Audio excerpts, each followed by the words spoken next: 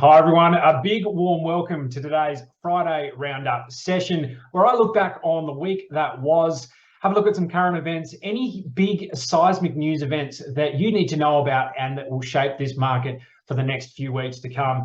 Have we had some big news drop overnight? It was a quiet week up until the last 48 hours, and now we're seeing some seismic shifts. We're not even going to even think about what's happening in Europe, interest rate rises, all that. We have some other massive news from the United States, from the White House. They're looking at Bitcoin mining and its view on its energy usage and consumption. I can talk about this subject for hours. We'll dive into that in a sec.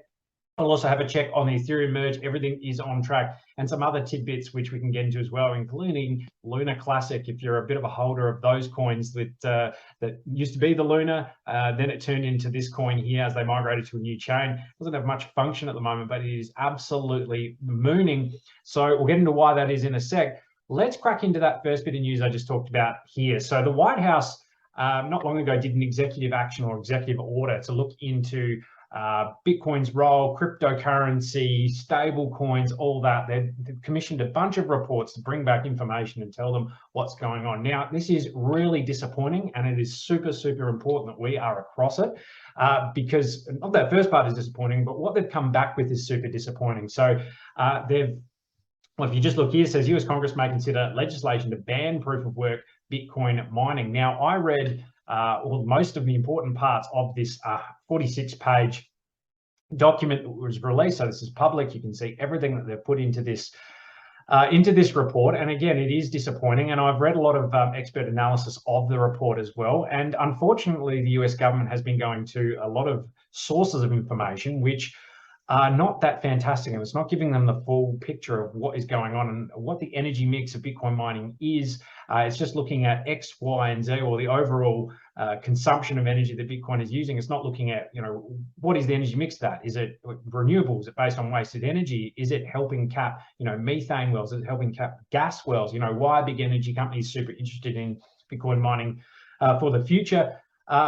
In fact, some facts I'll just throw out for you there. There was a recent study showing that over 60% of all Bitcoin mining was actually based on renewable energy, and it's trending towards 100%. A lot of that as well is mined from wasted energy. So you dive into it a lot more, and you're really wondering why they're going so hard.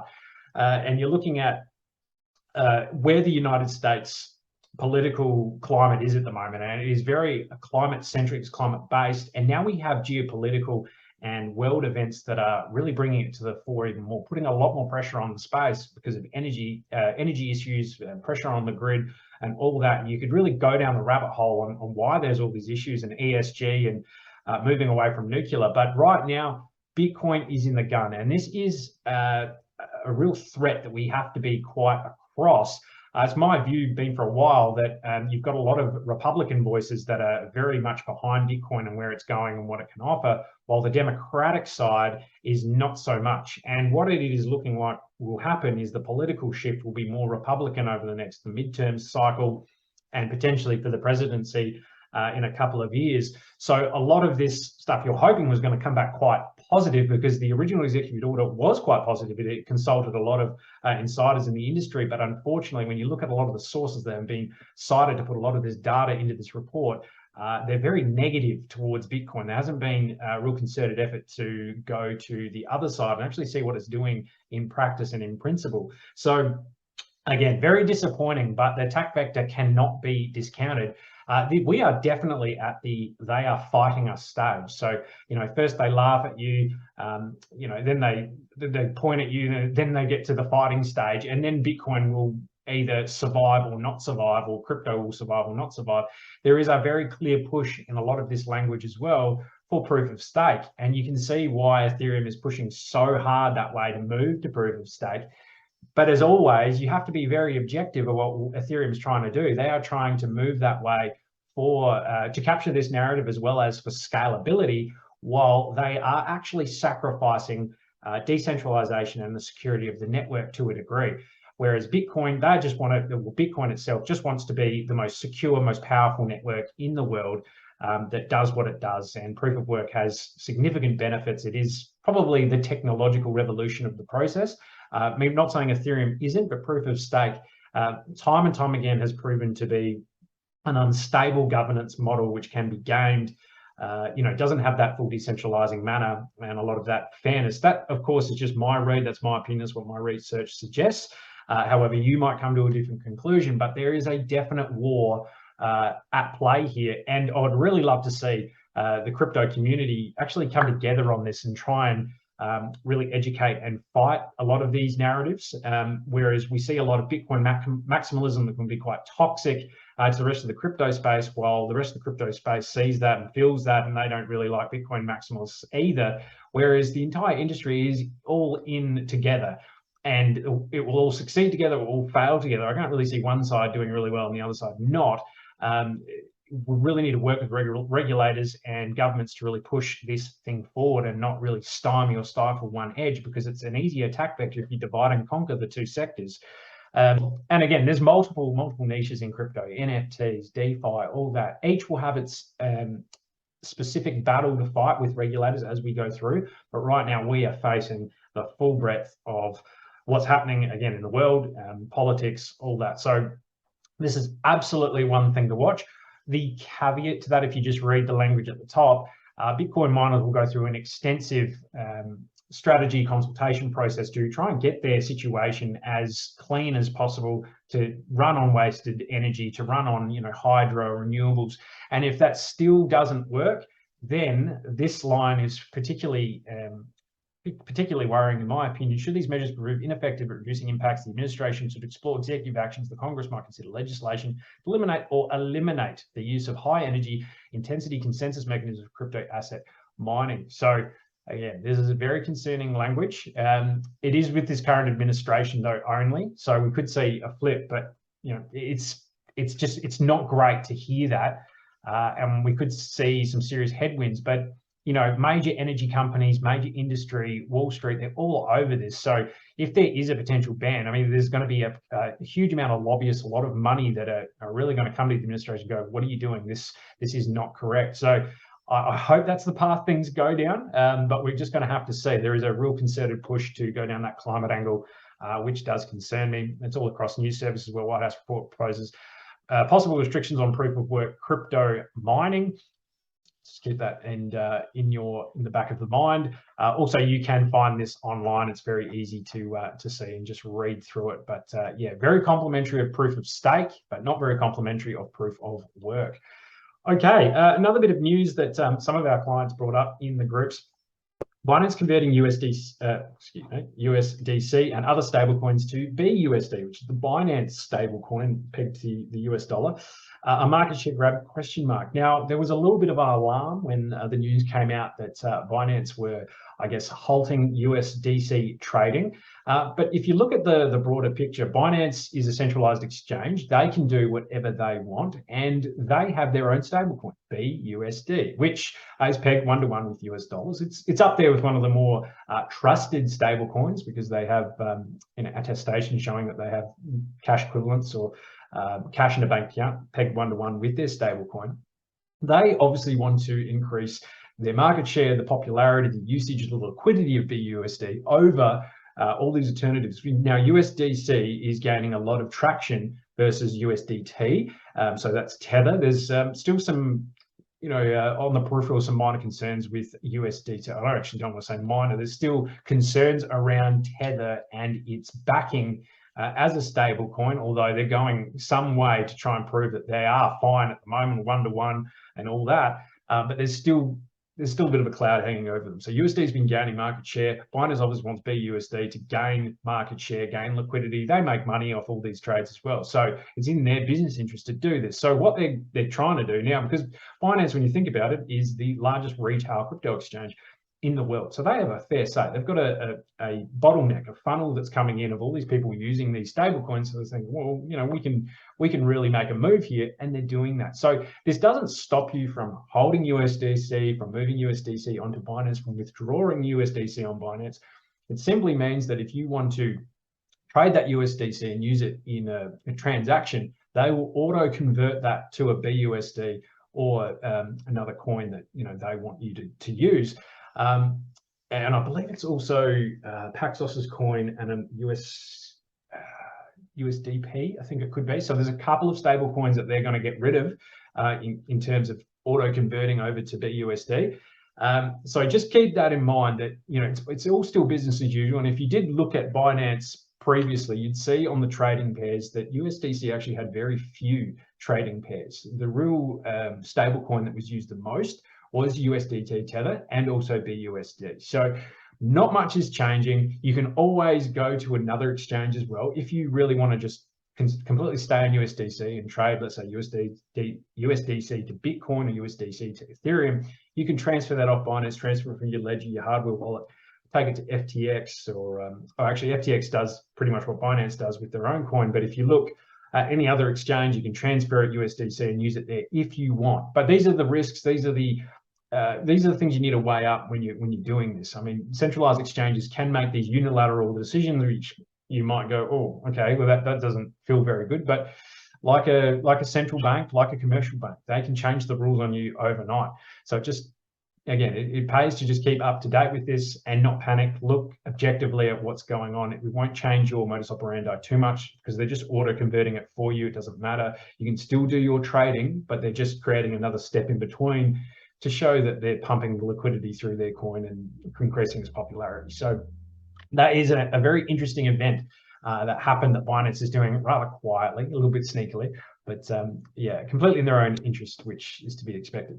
All right, so the chair of the SEC, Gary Gensler, hasn't been a great friend of crypto, even though he talked about Bitcoin extensively at MIT, educates a lot of people. He doesn't think it's security. He thinks it's a great technological invention. He's not a big fan of crypto outside of that.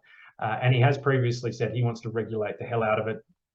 And he said overnight that he thinks Bitcoin should be in the realm of the CFTC, the Commodities Exchange Commission, where they really look at all commodities. He wants to put Bitcoin in as a commodity, not as a security. So there's a full admission that Bitcoin's not a security. There's been some reports saying that he said the same thing about ETH. I haven't really read that just yet. I still think they're tossing up, but he's really trying to handball it off now.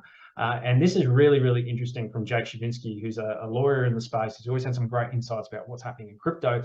And he's saying after Gensler came out overnight, his message is basically, I should be the main regulator of crypto, and my plan is to mostly ban it. And that's been the sort of the theme over the last few years of Gensler, who's gone really hard at Coinbase. He's gone really hard at a few other exchanges. He's gone particularly hard at Ripple and a few other cryptos where they're just coming down as hard as nails. They really want to create some precedent in the space where if you have a sale or an ICO and it fits the nature of security, they're going to come hard for you and they want to classify it as a security.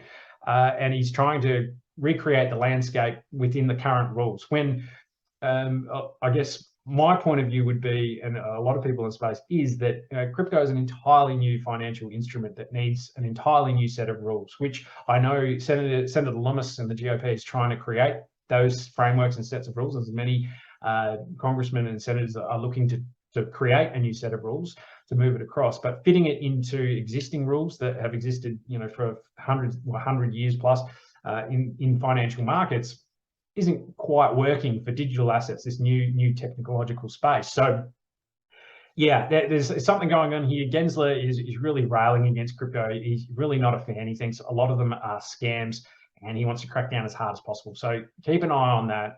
US regulation obviously matters, but I do think Gensler has a bit of a lifespan here. He hasn't won many friends at all in Congress and the Senate because he's just going hard, not really giving anyone any explanation on why he's going so hard, apart from very arbitrary points that he sometimes comes out with, even when companies like Coinbase and others are really trying to work with them to work within the rules and be compliant. They're not giving much away in terms of information on how they can do that. That's what I've been hearing anyway. All right, here we go. The final countdown to the Ethereum merge has officially begun. So on the 15th of September, we should see that merge happen. Again, the markets are really going through a bit of turmoil with the EU stuff. So Ethereum has been trying to move quite hard to the upside, which just hasn't been happening. So it's been showing quite a bit of relative strength against Bitcoin, but we haven't seen this run just yet into the 15th. So it'd be very fascinating to see what happens after the 15th, whether we do have that buy the rumor, sell the news. Very much keep your eye on this and what's happening, but they've already started the protocol and the process to move to that merge. So yeah, very big move for the space as they try and go to proof of stake. So as well, keep an eye on layer 2 solutions scaling, all that, because the merge really doesn't change a heck of a lot in terms of anything in terms of scalability or anything like that. It's really just the move, the upgrade of the network that they're trying to do at the moment. Everything else comes further down the line. So this should give, I guess, everything that's built on top of Ethereum a bit of a boost, you would think. Maybe not in the short term, but mid to long term, you'd think definitely. All right, this is a bit of a novel one. When the Teraluna collapsed, you didn't really think it was going to pull a Lazarus crypto Teraluna Classic. So the original Luna token that completely collapsed with UST is now named Teraluna Classic. Now, a lot of people forgot about this because it was essentially inflated to buggery, billions and billions and billions of tokens. When it used to be, each token used to be worth, hundreds of dollars, and then it completely crashed into the, decimal places and cents. Now, there's an attempt for, especially a few exchanges like KuCoin have actually agreed to this, to reduce the overall supply by 1.2% every transaction that's made. So every transaction that's made, 1.2% of that will be burned. Sometimes these events can happen. You're thinking, well, what's going on? Well, there is a fundamental catalyst behind it. So I think speculators are jumping in quite heavily right now, thinking that, all right, well, at least this token could be worth maybe XYZ higher in a certain time frame as these transactions start popping off, but it's going to take a lot of time. So right now, this is hugely speculative, hugely high risk. I am a little uncertain about what Teraluna Classic actually performs, any function right now. It seemed very much like a meme coin currently that is bringing in a lot of speculators. But apart from that, very, very fascinating to watch. If you're ever seeing a massive pump, and it is absolutely enormous right now, the Teraluna Classic, I shouldn't say Teraluna, just Luna Classic right now, it's going straight up. There is often a reason behind it, and there's a lot of money right now in crypto that's sloshing around looking for a nice opportunity to make some quick gains. And this, I guess, speculating that the price is going to be much higher quite soon will do that. So yeah, apart from that, guys, it's been a busy week. I'd just like to remind everyone, if you are keen on watching our quarterly session that will be released in the next few weeks, Joe and I will sit down and discuss everything macro, where we see the market sits rather, and also our forecast going forward after the Ethereum merge. So we always enjoy doing those sessions. Also, masterminds, we have a ton of amazing content coming to you from our technical analyst, Stephen Boddy, who has done some tremendous videos on short-term trading and making money in these bearish phases of the market. So absolutely stay tuned. I think we're releasing them every Thursday going forward for the next 5 weeks. And as always, any questions, ask them into our Mastermind Discord. Apart from that, have a wonderful, wonderful end of week, and we'll catch you again next week for our Monday market update. Bye.